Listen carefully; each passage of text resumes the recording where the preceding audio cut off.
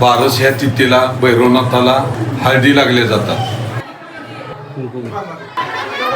तर नमस्कार मित्रांनो, स्वागत आहे तुमचं आपल्या एका नवीन ब्लॉगमध्ये. तर मित्रांनो, आज आम्ही निघालोय जगप्रसिद्ध असणाऱ्या बावधन बगाड यात्रेच्या प्रारंभासाठी, म्हणजेच श्री काळभैरवनाथ व जोगेश्वरी माता यांच्या लग्नाच्या हळदी समारंभासाठी. तर ब्लॉग शेवटपर्यंत बघत राहा. काशीनाथाचे चांगले चला जाऊया आता.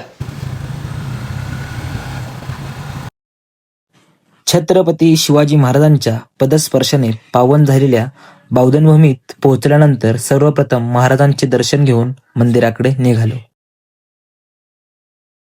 मंदिराच्या परिसरात पोहोचल्यानंतर आपण सभामंडपातून आत गेलो. गेल्यानंतर सर्व बावधन गावातील स्त्रिया नाथांच्या व जोगेश्वरी मातेच्या हळदी समारंभासाठी मंदिरात जमल्या होत्या.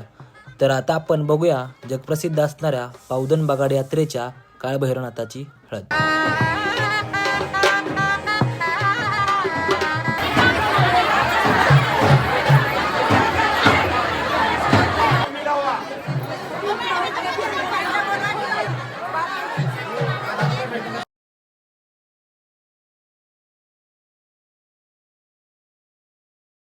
हळद झाल्यानंतर काळभैरवनाथ व जोगेश्वरी मातेला स्नान घातले जाते. देवांना गंध लावला जातो.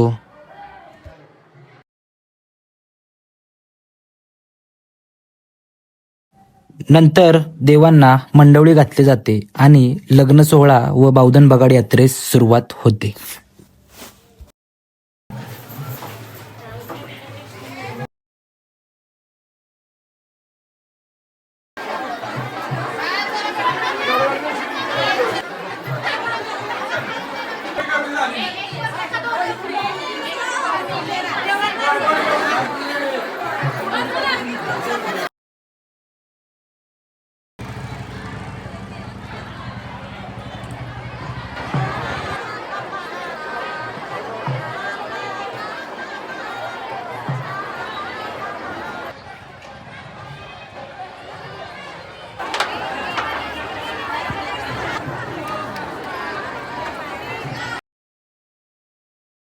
तर काका, आजपासून बावधन बगाड यात्रेस प्रारंभ झालाय, तर तुम्ही थोडीफार माहिती सांगाल?